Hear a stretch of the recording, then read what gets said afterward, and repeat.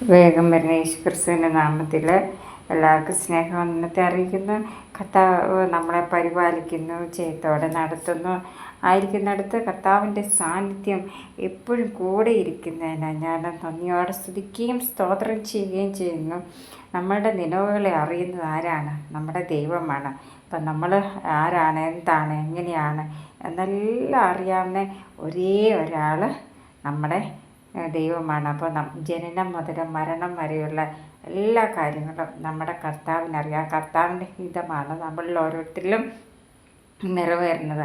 ഞാൻ എൻ്റെ കണ്ണ് പർവ്വതങ്ങളിലേക്ക് വരുന്നത്, എനിക്ക് സഹായം എവിടെ നിന്ന് വരും? എൻ്റെ സഹായം ആകാശത്തെ ഭൂമി ഉണ്ടാക്കിയ യഹോവയിൽ നിന്ന് വരുന്ന. അപ്പോൾ നമുക്ക് സഹായം ലഭിക്കുന്ന ആരിൽ നിന്നാണ്?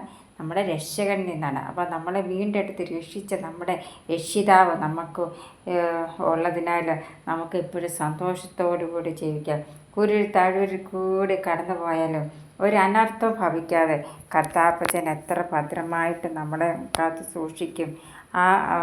കാത്തു സൂക്ഷിക്കും. ആ ദൈവത്തിൽ നമ്മളൊന്ന് ആശ്രയിച്ച് ജീവിച്ചേ ദൈവം നമ്മുടെ സങ്കേതമായി, കോട്ടയായി, കാവലായിരിക്കും.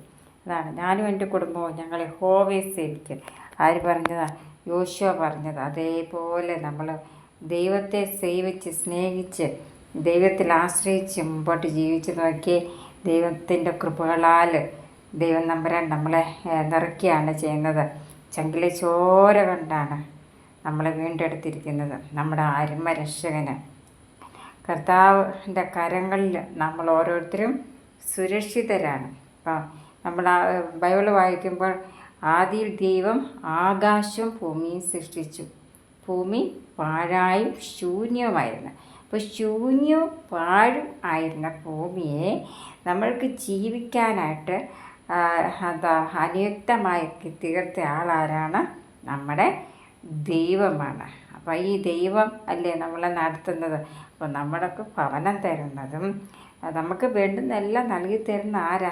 നമ്മുടെ അരുമ രക്ഷകനാണ്. ഈ രക്ഷകനിൽ ആശ്രയിച്ച് നമ്മൾക്ക് ഓരോരുത്തർക്കും യാത്ര ചെയ്യാം. അപ്പോൾ സങ്കേതമായി, കോട്ടയായി, കാവലായി ആരിയ്ക്കും നമ്മുടെ കൂടെ? നമ്മുടെ കർത്താപ്പച്ചൻ നമ്മുടെ കൂടെ ഇതാണ്.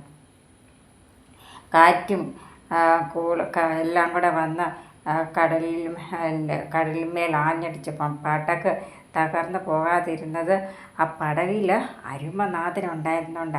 ശിഷ്യന്മാരോ അയ്യോ അയ്യോ എന്ന് പറഞ്ഞ് നിലവിളിച്ചു കാറി. പക്ഷേ യേശു അന്നേരം ശാന്തമായ രീതിയിൽ കിടന്നുറങ്ങുമായിരുന്നു. കാറ്റിനെയും കടലിനെയും ശാന്തമാക്കിയ നാഥൻ നമ്മുടെ പടകിലുണ്ട്. അപ്പം നമ്മൾ ഭയപ്പെടേണ്ട ആവശ്യമേ ഇല്ല. അതാണ് അരുമനാഥൻ എപ്പോഴും നമ്മുടെ കരം പിടിച്ച് നമ്മളെ വഴി നടത്തിക്കൊണ്ടിരിക്കുകയാണ്. ആ പാതകളിൽ, കർത്താവിൻ്റെ പാതകളെ പിന്തുടർന്ന് നമുക്ക് മുമ്പോട്ട് യാത്ര ചെയ്യാം. നമ്മുടെ കൂടെ ഇരുന്ന് നമ്മളെ വഴി നടത്തുന്ന ദൈവം. കുഞ്ഞുങ്ങളെല്ലാം ബൈബിൾ വായിക്കുകയും പ്രാർത്ഥിക്കുകയും ആരാധിക്കുകയും ചെയ്ത് മുമ്പോട്ട് പോവുക. ദൈവത്തിൻ്റെ ഹിതം നിങ്ങളിൽ ഓരോരുത്തരിലും നിറവേറണം. ഭവനത്തിലുള്ളവരെ ഓരോരുത്തർ സമർപ്പിച്ച് പ്രാർത്ഥിക്കണം.